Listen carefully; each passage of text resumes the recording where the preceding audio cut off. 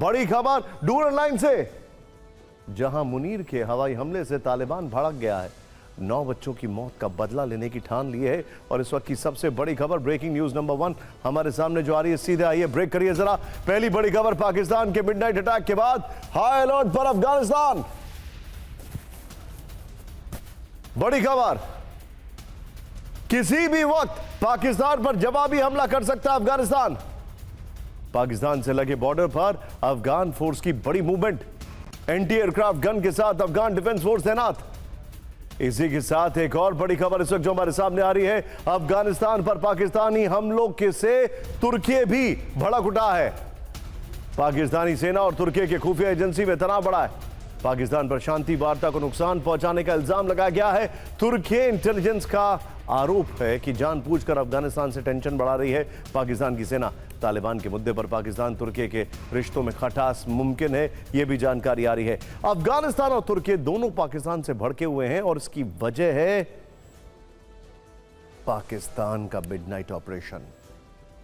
अफगानिस्तान के खिलाफ हुए इस मिडनाइट ऑपरेशन की वजह है एक जल्लाद जो कि इस्लामाबाद में बैठा है। वो जल्लाद जो मासूम बच्चों का हत्यारा है और जंग की आग में सबको झोंक देना चाहता है। इस जल्लाद का नाम असीम मुनीर है।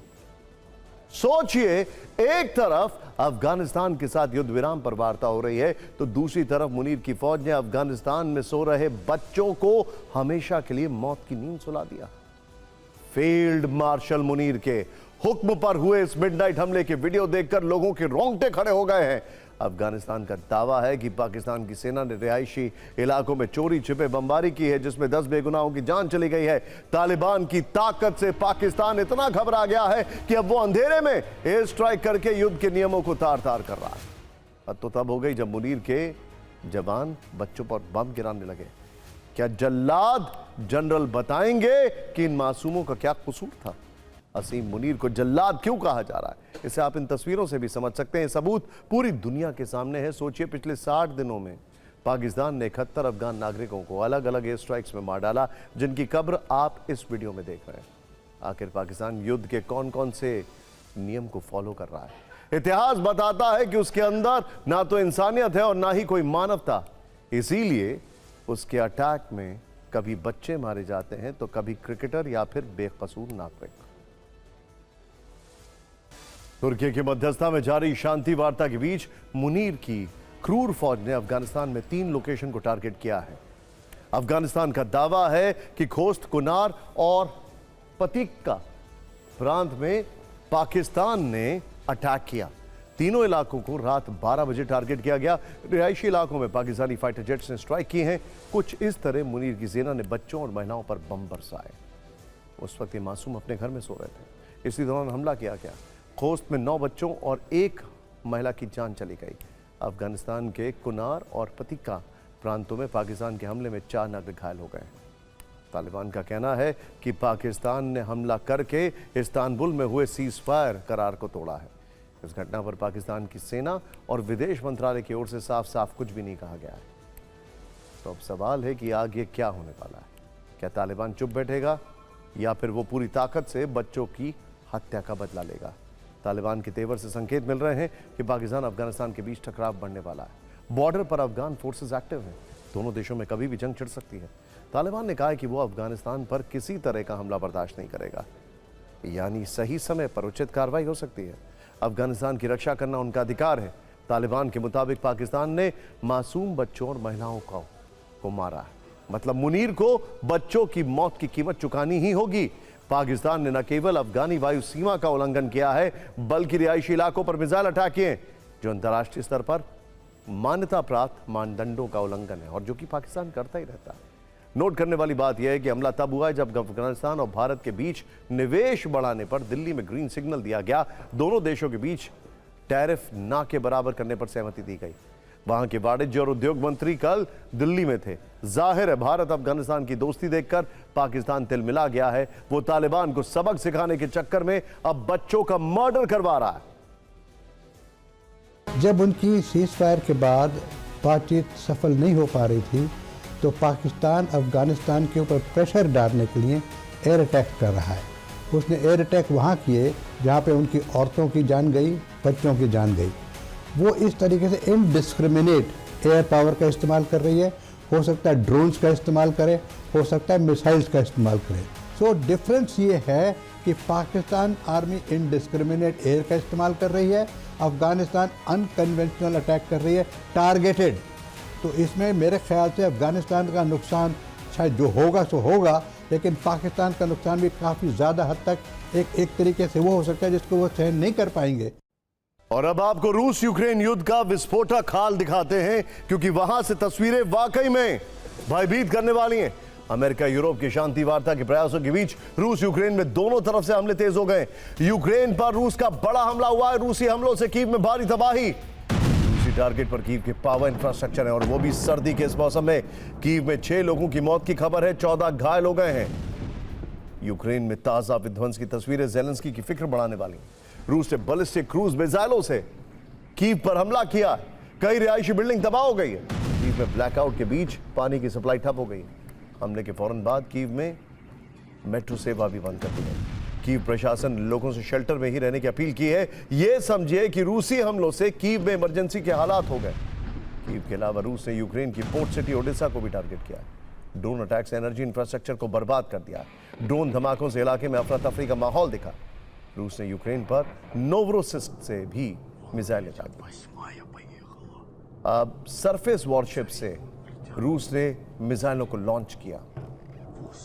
द गार्जियन की रिपोर्ट है कि रूस ने ताजा हमलों में 464 464 ड्रोन्स का इस्तेमाल किया है। 22 मिसाइलों से अटैक किया है। कीव में 4 किंजल हाइपरसोनिक मिसाइलें दागी गई हैं, जिन्हें रोक पाने में यूक्रेनी एयर डिफेंस सिस्टम हमेशा से नाकाम रहा है। कीव पर हुए हमले में 6 लोगों को जान भी गंवानी पड़ी है। हालांकि इस चक्कर में रूस का अपना भी काफी नुकसान हुआ है। रूस पर धमाके की सबसे विध्वंसक तस्वीरें सामने आई हैं। रूस की एक मिसाइल उसी के रिहायशी इलाके में गिरी। ये इंटरसेप्टर थी। बेसिकली कहा जा रहा है कि ये ड्रोन इंटरसेप्टर मिसाइल थी, जिसे ब्लैक सी से छोड़ा गया था, लेकिन रास्ता भटक गया। इसी तरह से रूस के क्रास्नोदार क्राई में पंतशीर का निशाना छूट गया। यूक्रेनी ड्रोन को मारने के चक्कर में पंतशीर की मिसाइल एक इमारत से जा टकराई, जिससे बिल्डिंग में आग लग गई। धमाके से इमारत के ऊपरी हिस्से में भारी नुकसान हुआ है। कहा जा रहा है कि हमले के वक्त इस इमारत में काफी लोग मौजूद थे। लेकिन रूस ने यूक्रेन पर इतना बड़ा हमला क्यों किया, इसका जवाब रूस पर यूक्रेन के अटैक में छिपा है। बड़ी खबर आ रही है, रूस के तागनरोग में यूक्रेनी स्ट्राइक हुई है। बड़ी खबर, बिरियेव एयरक्राफ्ट सेंटर पर सीधा हमला हुआ है। Tu-95 बॉम्बर के मेंटेनेंस हैंगर को काफी नुकसान पहुंचाया गया है। यूक्रेन ने रूस पर जवाबी कार्रवाई की थी। यह जवाबी कार्रवाई रविवार को हुए हमले के बाद की गई, जिसमें यूक्रेनी फोर्सेस ने रूस के तागनरोग मिलिट्री एयरबेस को हिट किया। इस हमले में रूस का A-50U और A-60 एयरक्राफ्ट नष्ट हो गया। यूक्रेन का यह ड्रोन अटैक रूस में 120 किलोमीटर अंदर जाकर हुआ था। इसके अलावा यूक्रेन ने रूस के सैन्य औद्योगिक ठिकानों को भी टारगेट किया। रूसी ड्रोन निर्माता मेलनिया पर एयर स्ट्राइक की गई है, और लॉन्ग रेंज ड्रोन से साउथ रूस पर भी हमला किया गया है। नोवरोसिस्क में मल्टी स्टोरी बिल्डिंग से ड्रोन टकराया, और हमले के बाद हाई राइज रिहायशी बिल्डिंग में आग लग गई। रूसी ईवी सिस्टम की वजह से ड्रोन का रास्ता भटकने की आशंका है। हमारे पास जो जानकारी आ रही है उसके मुताबिक यूक्रेन ने रूस पर 500 से ज्यादा ड्रोन और मिसाइल हमले किए थे। रूस को दहलाने के लिए F-1 ड्रोन और नेपच्यून और फ्लेमिंगो क्रूज मिसाइलों का इस्तेमाल किया गया था।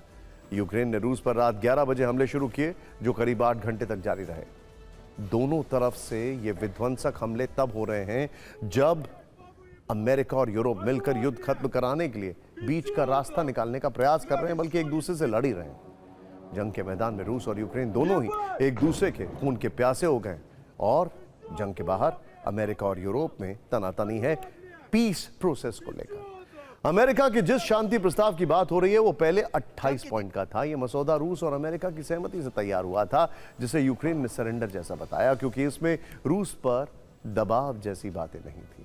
उल्टी सारी शर्तें यूक्रेन को ही माननी थी, जैसे कि रूस के कब्जा इलाके को छोड़ना, सेना की संख्या को सीमित करना, क्रीमिया को रूस का हिस्सा मानना, वगैरह वगैरह, जिसके कारण यूरोप अमेरिका पर भड़क उठा। जवाब में 28 पॉइंट का अपना शांति समझौता प्रस्ताव पेश कर दिया। यूरोप का अमेरिका पर सीधा दबाव दिखने लगा है।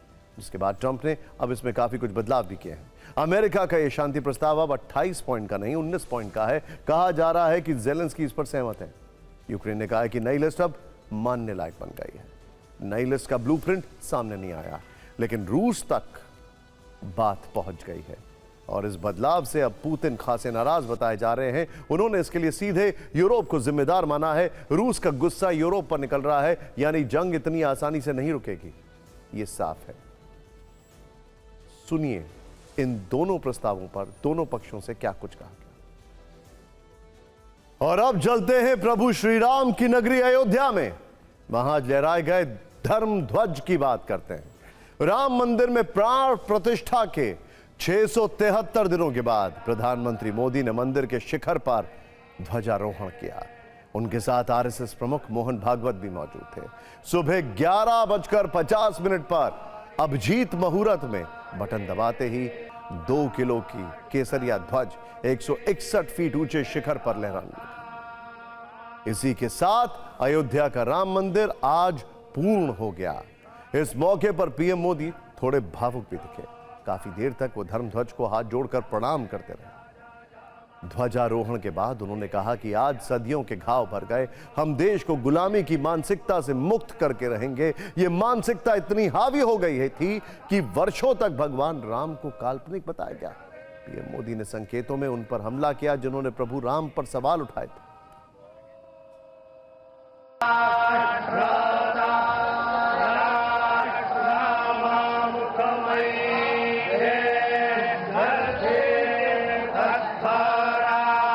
ये धर्म ध्वजा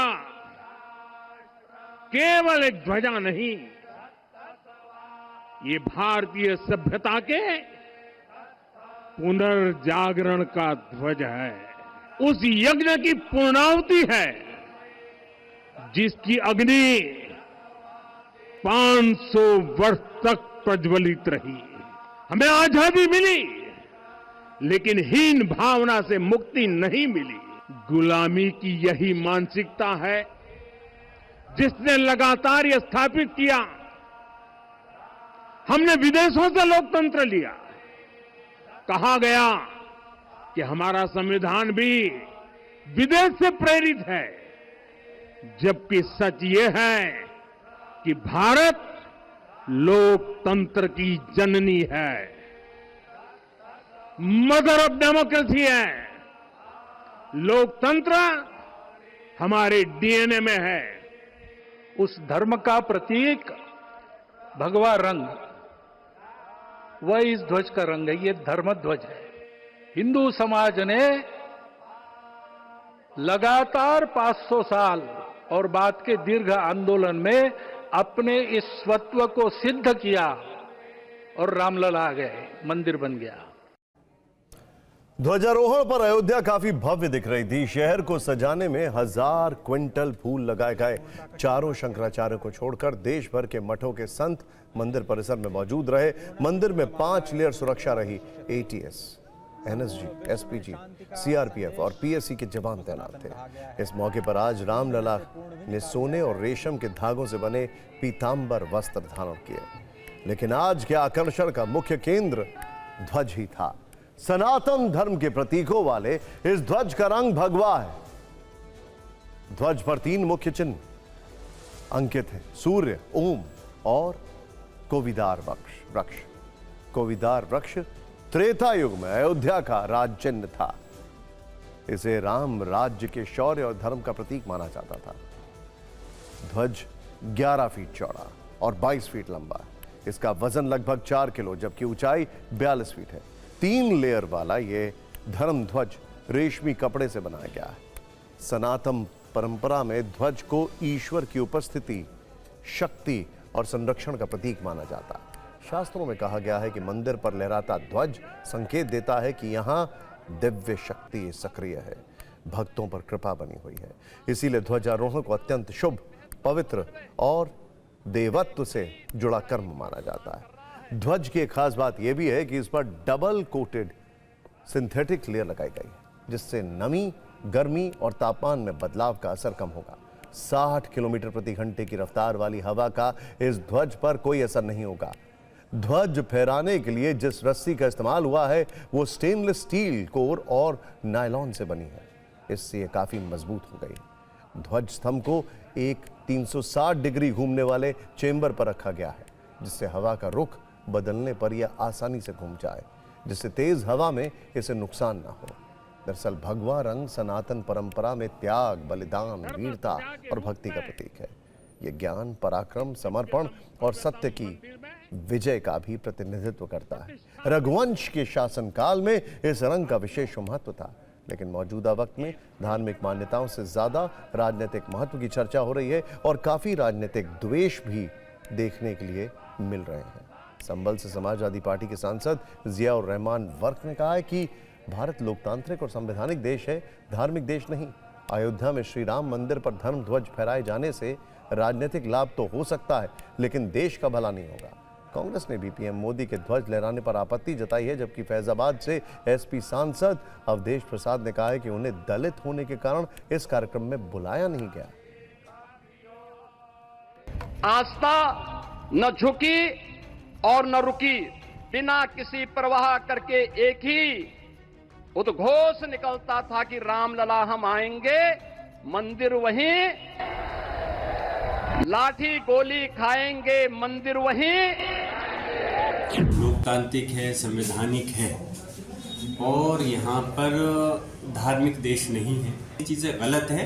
अगर जहाँ तक धर्म की बात है, वो हम अपने धर्म के प्रति मजबूती से हम अपने धर्म के साथ हैं, वो अपने धर्म के साथ हैं। लेकिन जहाँ देश की बात है तो वहाँ पर देश के प्रधानमंत्री जी को ऐसा नहीं कर करके सभी के धर्म विशेष का ख्याल रखना चाहिए। प्रधानमंत्री जी कोई भी ऐसा अवसर नहीं छोड़ते हैं जिसमें उनको पब्लिसिटी हो, उनका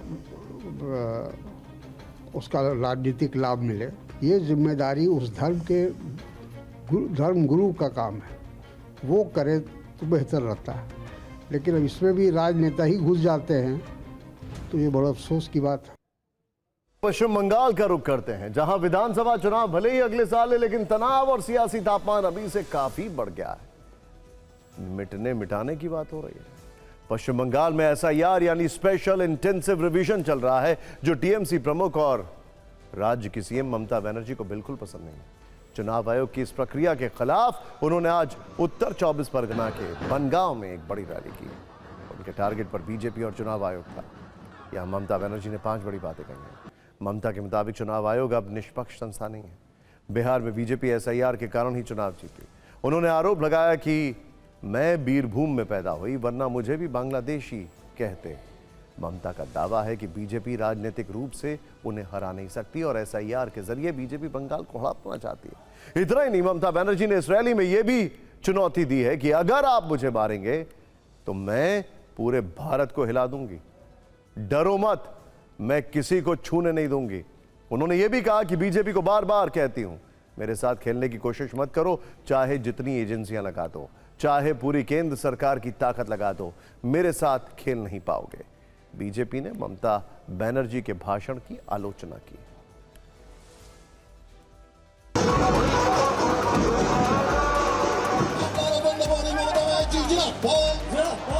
আমায় বাংলায় আঘাত করলে, কারণ মানুষকে আঘাত করলে আমি মনে করি আমাকে আঘাত করছে। আমাকে আঘাত করলে আমি সারা ভারতবর্ষ হিলিয়ে দেবো। যদি কোনো চাপ থাকে, অসহযোগিতা থাকে, সেটা মুখ্যমন্ত্রী মমতা ব্যানার্জির জন্য আছে। সিও মনোজ আগরওয়াল বা ইসিআইর জন্য বা সিইসি গণেশ কুমারজির জন্য নেই। আর আমরা তো আপনাদের গেম দেখে অভ্যস্ত, তাই আমরা ধরে নিই A to Z। তাই আমাদের সাথে পারা মুশকিল, তাই বাংলা আপনাদের টার্গেট। ইলেকশন কমিশনের কাজ হচ্ছে ইম্পার্শিয়াল চেয়ার মেনটেন করা, not to become the BJP commission but to a election commission. ও পারবে না, নাগালও পাবে না। সারা ভারত সরকার বসে থাকো, সব এজেন্সি নিয়ে বসে থাকো, কোটি কোটি টাকা খরচ করো, টাকা গুজে গুজে দাও, টাকা নেবে লোকে, তোমায় ভোট দেবে না।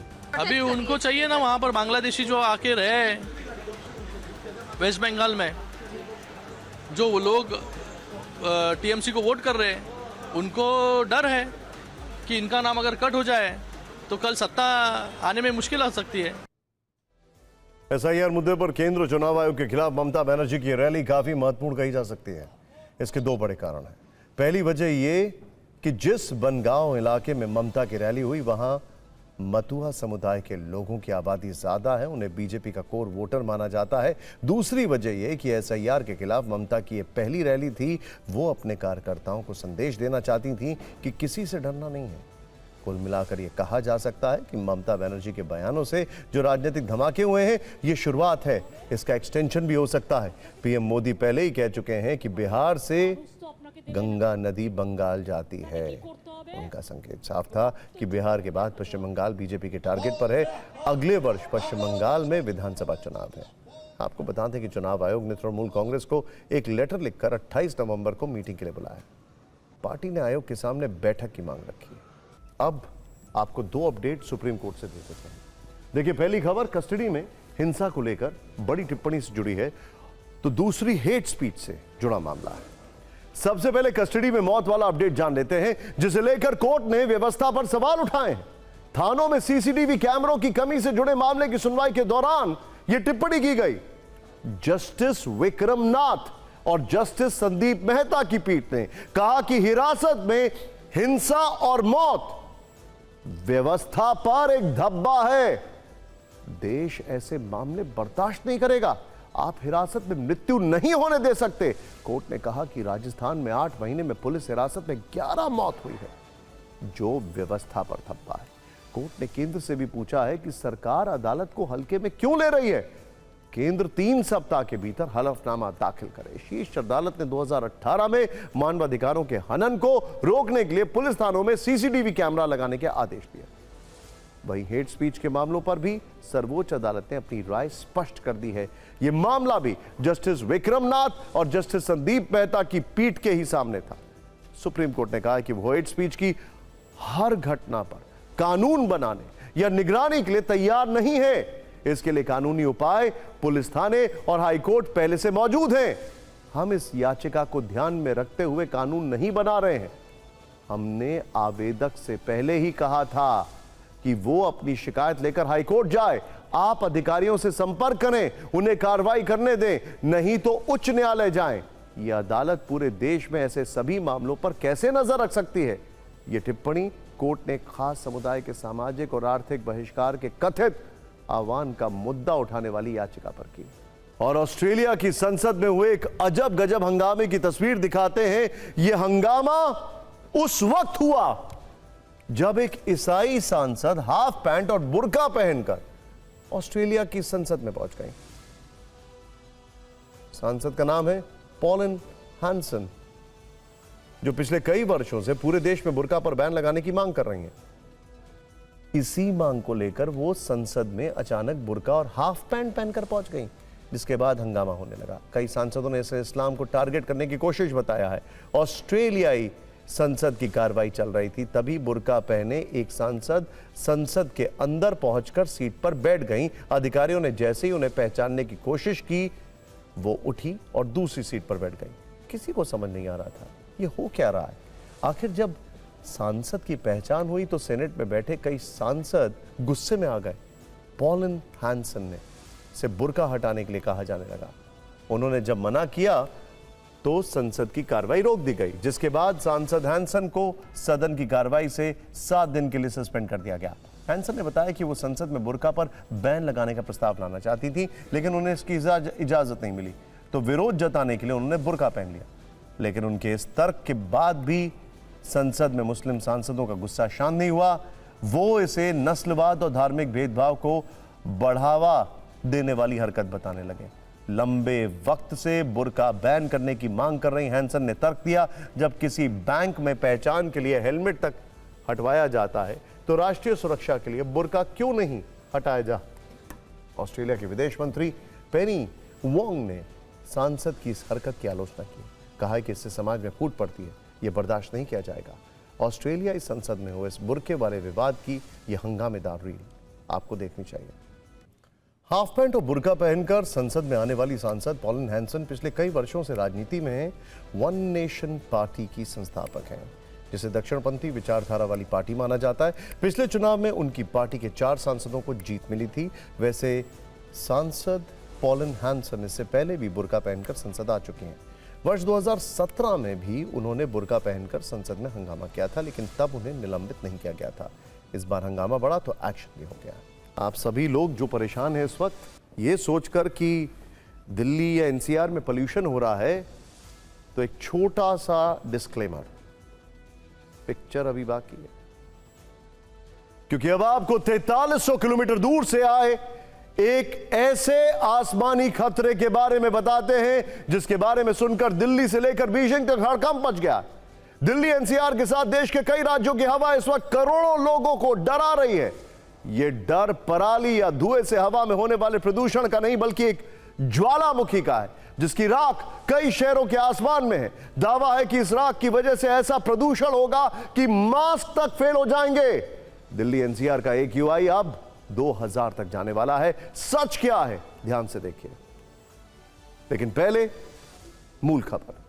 दिल्ली से 4300 किलोमीटर दूर इथोपिया में एक ज्वालामुखी फटा है, वो भी कई हजार साल के बाद। इस ज्वालामुखी का नाम है हेली गुब्बी।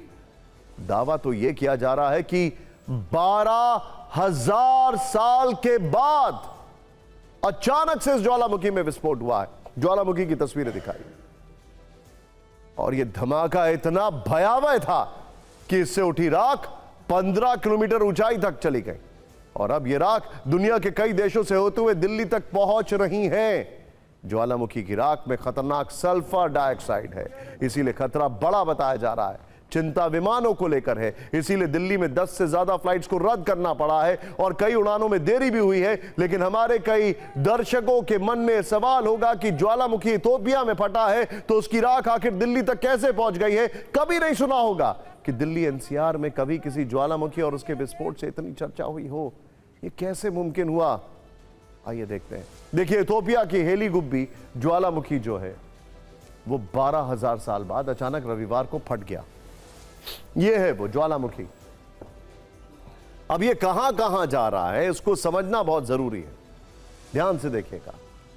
लेकिन वायुमंडल में मौजूद जेट स्ट्रीम हवाएं, जिनकी रफ्तार 100 से 120 किलोमीटर प्रति घंटा है, उससे यह राख लाल सागर को पार करते हुए यमन और ओमान तक फैल गई। यमन यहां पर है, यमन यानी कि अगर ऊपर की तरफ देखें वहां पर इजराइल है जहां पर जंग छिड़ी हुई है, और यह है यमन।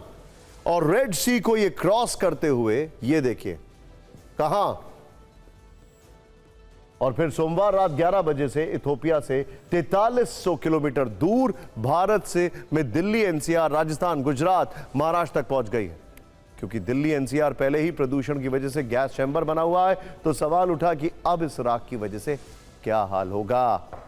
सवाल उठे, क्या मास्क पहनने से भी काम नहीं चलेगा?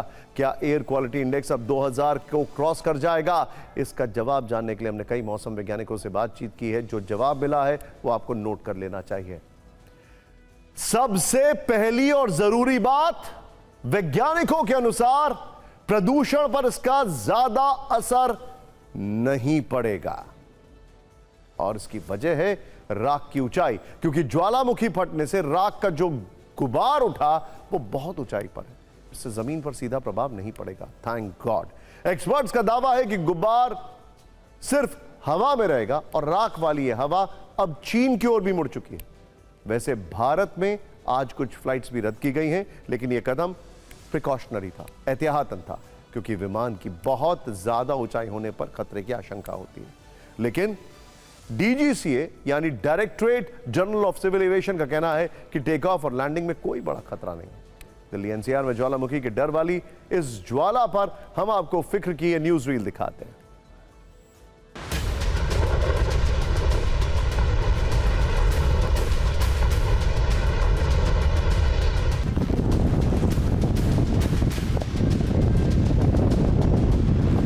हजार वर्ष पहले इसमें विस्फोट हुआ था, तो इसे हम डॉर्मेंट वोल्केनो यानी सुषुप्त अवस्था में होने वाला ज्वालामुखी कहते हैं। वो खतरनाक होता है क्योंकि इसके अंदर सिलिका के कण मौजूद होते हैं, इसके अंदर छोटे छोटे ग्लास यानी शीशे के कण मौजूद होते हैं।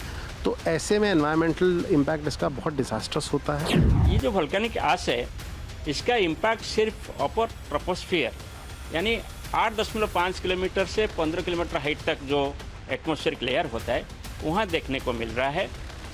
और इसका इम्पैक्ट यही होता है कि जो एयरक्राफ्ट ऑपरेशन है इसमें प्रभावित हो रहा है। It is all about sulphur dioxide and very ये dangerous particles which is also causing a lot to the aviation industry, to the all the natural environment of these areas.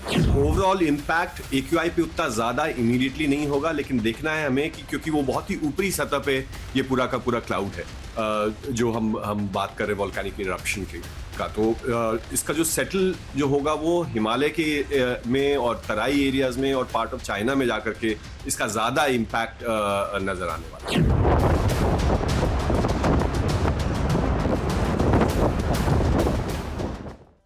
देखिए, हमारे कई दर्शक सोच रहे होंगे कि जब 4300 किलोमीटर दूर फटे ज्वालामुखी की चर्चा दिल्ली तक हो रही है तो वहां क्या हाल हुआ होगा जहां ये ब्लास्ट हुआ, जहां ये ज्वालामुखी फटा। वो रेगिस्तानी इलाका है और आसपास छोटे छोटे गांव बसे हुए हैं। इस वजह से रेगिस्तान में बसे आसपास के छोटे छोटे गांव राख से ढक गए। लेकिन राहत की बात यह रही कि किसी की जान नहीं गई। हालांकि लोगों ने बताया कि विस्फोट इतना तेज था कि धरती हिल गई। अब शोधकर्ता ये समझने की कोशिश कर रहे हैं कि हजारों साल से शांत रहने के बाद ये ज्वालामुखी आखिर सक्रिय क्यों हो गया। वैसे इथोपिया भी कम दिलचस्प नहीं है जहां ये ज्वालामुखी फटा। इथोपिया आधुनिक विश्व की वो भूमि है जहां समय अभी भी ठहरा है, सभ्यताएं पुरातन हैं और जिंदगी दुनिया के मुकाबले सालों पीछे है। शायद आपको यकीन ना हो, वहां इस वक्त साल 2025 नहीं बल्कि 2018 चल रहा है। इसकी वजह है इथोपिया के लोग जो आज भी गीज कैलेंडर को मानते हैं। गीज कैलेंडर एक ऐसा कैलेंडर है जो ईसा मसीह के जन्म से भी 7-8 साल पीछे है, जबकि दुनिया के बाकी हिस्सों में ग्रेगोरियन कैलेंडर चलता है। एक और दिलचस्प बात, इथोपिया में एक साल में 12 नहीं बल्कि 13 महीने होते हैं। इसमें 30-30 दिन के 12 महीने हैं, जबकि 13वां महीना सिर्फ 5 दिन का माना जाता है। इतना ही नहीं, आप सब नया साल 1 जनवरी को मनाते हैं, लेकिन इथोपिया में नया साल 11 या 12 सितंबर को मनाया जाता है। इसके अलावा इथोपिया में सूर्योदय को सुबह 6 बजे नहीं बल्कि दोपहर 12 बजे मानते हैं। इसे इथोपियन टाइम कहा जाता है। वैसे पूर्वी अफ्रीका के हॉर्न क्षेत्र में स्थित इथोपिया देश का नाम शायद आज से पहले बहुत कम लोगों ने सुना होगा, लेकिन एक ज्वालामुखी की वजह से यह देश दुनिया में चर्चा का विषय है। ओलंपिक में कई रनर्स इथोपिया से में जरूर आते हैं। अब आपको चीन की एक शर्मनाक हरकत के बारे में बताते हैं। सोचिए, हम जो बता रहे हैं उसको ध्यान से समझना इसलिए जरूरी है क्योंकि अभी तो दोनों देशों के बीच में फ्लाइट्स शुरू हुई हैं और ये देखिए चीन की कौन सी उड़ान है, शर्मनाक उड़ान। खैर, चीन आने जाने वाले भारतीय नागरिकों को लेकर फिक्र अब बढ़ती जा रही है। ये पूरी खबर समझने से पहले आपको पहले इनके बारे में जानना होगा। ये है पेम वोंग थोंगडोंग। मैं फिर से नाम बताता हूं, पेम वोंग थोंगडोंग। इन दिनों ब्रिटेन में रहती है, लेकिन ये मूल रूप से अरुणाचल प्रदेश की रहने वाली हैं। इनके पास भारतीय पासपोर्ट है। चीन में अरुणाचल प्रदेश की इस बेटी प्रेम वोंग के साथ बदसलूकी की गई। शंघाई एयरपोर्ट पर इन्हें 18 घंटे टॉर्चर किया गया। भारतीय नागरिक पेम वोंग के साथ चीन का अत्याचार किस किस्म का था, इन आरोपों पर भारत सरकार ने क्या कड़ा रुख अपनाया है, चीन की क्या प्रतिक्रिया आई है, हम सब कुछ बताने वाले हैं। पहले उनके आरोप जान लेते हैं। पेम वोंग का कहना है कि शंघाई एयरपोर्ट पर उन्हें जबरन रोका गया। घटना 21 नवंबर की है, जब वो लंदन से जापान की यात्रा कर रही थी और शंघाई एयरपोर्ट पर ट्रांजिट के लिए उतरी थी। इस दौरान चीनी अधिकारियों ने उनके भारतीय पासपोर्ट को मानने से इनकार कर दिया। यह भी कहा कि अरुणाचल भारत में नहीं है, चीन में है, इसलिए वीजा स्वीकार्य नहीं। और प्रेमा चाहे तो चीन के पासपोर्ट के लिए अप्लाई कर सकती हैं। पेम वोंग को चीनी अधिकारियों ने इस दौरान 18 घंटे हिरासत में रखा। इस दौरान न उन्हें खाना पूछा न पानी, इस बीच सिर्फ वॉशरूम जाने की इजाजत दी गई। पेम वोंग ने चीनी अधिकारियों को जमकर सुनाया। अधिकारियों से कहा कि मैं भारत के अरुणाचल प्रदेश के रहने वाली हूं, हम भारतीय शुद्ध हिंदी बोलते हैं, अरुणाचल हमेशा से भारत का हिस्सा है और यह सच कभी नहीं बदलेगा कि अरुणाचल प्रदेश के सभी निवासी भारत के नागरिक हैं। एक बार सुन लेते हैं चीन पर लगाए गए उनके गंभीर आरोप, इसके बाद चीन की चोरी ऊपर से सीना जोरी वाली प्रतिक्रिया भी। ये वो चीन है जिसकी कथनी और करनी में हमेशा से अंतर रहा है और पूरी दुनिया जानती है, जिसने सामने तो भारत से दोस्ती की बातें की हैं लेकिन पीठ पीछे हमेशा खंजर घोंपा है। हमें अच्छे से पता है 1962 से लेकर यह सिलसिला आज तक जारी है, जबकि भारत गलवान के इतने साल बाद जाकर चीन से कूटनीतिक रिश्ते सुधारने का प्रयास कर रहा है। बदले में चीन हमारे नागरिकों को अपने यहाँ परेशान कर रहा है, खासकर अरुणाचल को लेकर। वो अरुणाचल जो भारत का अभिन्न अंग है, जिसे चीन जबरदस्ती अपना बताने की कोशिश करता है, जिसका कोई आधार ना तो था और ना ही होगा। खैर, बात अरुणाचल की बेटी के आरोपों की हो रही है, तो इस पर चीन की प्रतिक्रिया आई है। चीन के विदेश मंत्रालय की प्रवक्ता माओ निंग ने से इस संबंध में सीधा सवाल हुआ तो चीन ने गलती नहीं मानी, उल्टे ये कहा कि पेम वोंग को हिरासत में नहीं लिया गया, उन्हें कोई परेशानी नहीं पहुंचाई गई, कोई जबरदस्ती नहीं की गई। एयरलाइन ने कानूनी प्रक्रिया निभाई है, यात्री को आराम करने की जगह और खाना पीना दिया गया। मतलब ये हुआ कि उनके सारे आरोपों को चीन ने सिरे से नकार दिया है और भड़काऊ बयान देते हुए यह भी कहा कि जगनान चीन का इलाका है। चीन ने कभी भी जगनान को भारत का हिस्सा नहीं माना है। आपको बता दें कि भारत के अरुणाचल को चीन जंगनान या दक्षिणी तिब्बत कहता है और कई बार नक्शे में हेरफेर करके अपने यहाँ दिखाने का नाटक कर चुका है। हालांकि अरुणाचल की बेटी के आरोपों और चीन के अरुणाचल पर दावों का जवाब भारत सरकार की ओर से भी दे दिया गया है। भारतीय विदेश मंत्रालय ने बीजिंग से लेकर दिल्ली तक चीनी समकक्ष के सामने साफ कहा है कि अरुणाचल भारत का हिस्सा है। अरुणाचल पर चीन के दावे ना तो कानूनी है और ना ऐतिहासिक। अरुणाचल के निवासी भारतीय पासपोर्ट पर यात्रा करने के लिए पूरी तरह हकदार है। चीन की हरकत शिकागो कन्वेंशन और मॉन्ट्रियल कन्वेंशन का सीधा उल्लंघन है, जिनमें नागरिक उड्डयन को राजनीतिक विवादों से दूर रखने का स्पष्ट प्रावधान है। ऐसे में भारत की नागरिकता पर सवाल खड़ा करने का चीन को कोई अधिकार नहीं। भारत ने यह भी कहा है कि ऐसे समय में जब दोनों देशों के बीच सीमा पर जारी तनाव को कम करने का प्रयास हो रहा है, तब चीनी अधिकारियों का रवैया रिश्ते सामान्य करने की प्रक्रिया में अनावश्यक बाधा डाल रहा है। लेकिन चीन को इन सब बातों की कहां परवाह है। वो वही कृत्य कर रहा है जो दशकों से करता आया है और अब तो भारतीय नागरिकों की पहचान भी राजनीतिक कर रहा है, उस पर भी राजनीति कर रहा है। पूरी दुनिया को इस बात का डर है और खासकर यूरोप को कि अमेरिका कभी भी वेनेजुएला पे हमला कर सकता है और यूरोप इस बात को लेकर भी यूक्रेन के अलावा अमेरिका से अब पीछे हटता जा रहा है। बड़ी खबर, कभी भी शुरू हो सकती है अमेरिका और वेनेजुएला के बीच में जंग। वेनेजुएला की एस्लार एयरलाइंस ने सभी उड़ानें रद्द कर दी हैं। 26 और 28 नवंबर की सभी उड़ानें रद्द की गई हैं। काराकस से मैड्रिड जाने वाली फ्लाइट्स पर रोक है। हजारों यात्रियों को वैकल्पिक व्यवस्था का इंतजार है। रूस यूक्रेन से अलग ये मोर्चा इस वक्त काफी सुलग रहा है। वेनेजुएला के सामने सीधे अमेरिका है, इसीलिए दुनिया में डर समाया हुआ है। ऊपर से इन तस्वीरों ने और टेंशन बढ़ा दी है। वेनेजुएला के बेहद नजदीक अमेरिकी न्यूक्लियर बॉम्बर B-52 उड़ान भरते देखे गए। वेनेजुएला से महज 55 किलोमीटर दूर ये बम वर्षक उड़ते देखे गए, जो पुर्तो रिको से त्रिनिदाद और टोबैगो की ओर बढ़ रहे हैं। Super hornet fighter jets B-52 को एस्कॉर्ट कर रहे थे। अमेरिका ने रात में हमले का अभ्यास किया। ये उसी रात्रिकालीन आक्रमण अभ्यास की झलक है। इस दौरान वेनेजुएला तट के पास सबसे ज्यादा अमेरिकी फ्लाइट्स ट्रैक किए गए, जिनमें ज्यादातर सैन्य विमान थे। B-52 के अलावा A-18 और E-2 एयरक्राफ्ट की मौजूदगी देखी गई। सारे एयरक्राफ्ट ट्रांसपॉन्डर ऑन करके उड़ान भर रहे थे, यानी कि मैसेजिंग थी कि हम हैं, हमारी लोकेशन देखिए। इसीलिए कहा जा रहा है कि युद्ध के नए मोर्चे पर खतरे का अलार्म बज चुका है। इस बीच अमेरिकी अफसरों ने नया दावा किया है। उनका कहना है कि वेनेजुएला छोड़ने पर मादुरो की जान जा सकती है। क्यूबा के जासूस मादुरो का मर्डर करवा सकते हैं। अमेरिकी अफसरों का दावा है कि क्यूबा के डर से मादुरो देश छोड़ने की हिम्मत नहीं जुटा पा रहे हैं। क्यूबा ने ही 2013 में मादुरो को वेनेजुएला की सत्ता में बिठाया था और आज भी वो डॉक्टर और मिलिट्री एडवाइजर भेजकर उनकी मदद कर रहा है। पहली बड़ी खबर, बिहार की पूर्व सीएम राबड़ी देवी को पटना में 10 सर्कुलर रोड वाला सरकारी आवास खाली करना होगा। भवन निर्माण विभाग ने उन्हें बंगला छोड़ने का नोटिस जारी किया है। उन्हें दूसरा सरकारी आवास आवंटित किया गया है। 10 सर्कुलर रोड पूर्व सीएम कोटे का बंगला है। राबड़ी देवी भी पूर्व मुख्यमंत्री हैं, लेकिन अभी वो विधान परिषद में नेता प्रतिपक्ष हैं। इसी वजह से उन्हें नया आवास आवंटित किया गया है। बिहार में नीतीश कैबिनेट की पहली बैठक में 6 एजेंडों पर मोहर लगी है। राज्य में नई चीनी मिल खोलने के साथ पुरानी मिलों को भी पुनर्जीवित करने का फैसला हुआ है। इसके अलावा AI मिशन और नई टाउनशिप को भी हरी झंडी दी गई है। असम के सीएम हेमंता बिस्वा शर्मा ने एक बार फिर दोहराया है कि गायक जुबिन की मौत स्पष्ट तौर पर हत्या का मामला है। यह भी कहा है कि इस मामले में SIT ने हत्या की धाराएं जोड़ दी हैं। विधानसभा में जुबिन गर्ग की मौत पर चर्चा के लिए विपक्ष ने कार्य स्थगन प्रस्ताव दिया था। इसी प्रस्ताव पर चर्चा के दौरान उन्होंने ये जानकारी दी है।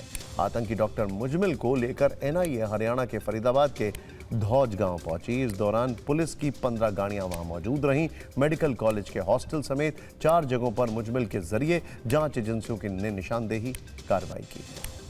तमिलनाडु में एसआईआर के खिलाफ याचिका पर सुप्रीम कोर्ट ने चुनाव आयोग को नोटिस भेजा है। सर्वोच्च अदालत ने आयोग से 2 दिसंबर तक जवाब मांगा है। जवाब मिलने के बाद अगली सुनवाई उसी दिन होगी। आरक्षण पर दिए बयान की वजह से जगत गुरु रामभद्राचार्य विवादों में फंस गए। उन्होंने कहा कि SC/ST का आरक्षण खत्म होना चाहिए। आगे उन्होंने जोड़ा कि वेदों में अवर्ण या सवर्ण का जिक्र नहीं है। कांग्रेस नेताओं ने उनके बयान का विरोध किया। आपको बता दें कि रामभद्राचार्य को आज अयोध्या के ध्वजारोहण कार्यक्रम में नहीं बुलाया गया था। माना जा रहा है कि जिस तरह से वो अक्सर विवादित बयान देते रहते हैं, इसीलिए उनको न्योता नहीं दिया गया है। अभिनेत्री सलीना जेटली ने अपने पति पर घरेलू हिंसा और क्रूरता का आरोप लगाया। उन्होंने मुंबई की एक अदालत में शिकायत पत्र दिया है। सलीना ने ऑस्ट्रेलियाई नागरिक पीटर हैग से 2010 में शादी की थी और उनके 3 बच्चे हैं। भारत और श्रीलंका के संयुक्त मेजबानी में अगले साल होने वाले ICC T20 वर्ल्ड कप के शेड्यूल का ऐलान हो गया है। 7 फरवरी को टूर्नामेंट की शुरुआत होगी, जबकि 8 मार्च को फाइनल मैच खेला जाएगा। 15 फरवरी को भारत पाकिस्तान का मुकाबला देखने को मिलेगा। क्वालिफाई करने वाली सभी 20 टीमों को 4 ग्रुप में बांटा गया है। गुवाहाटी टेस्ट में टीम इंडिया हार और क्लीन स्वीप की दहलीज पर। 549 रनों के जवाब में भारत के 2 विकेट गिर चुके हैं। अब उसे हार टालना है तो आखिरी दिन 8 विकेट बचाने होंगे। ऐसा नहीं हुआ तो दक्षिण अफ्रीका भारत में 25 वर्ष बाद सीरीज जीतने और क्लीन स्वीप करने में कामयाब होगी।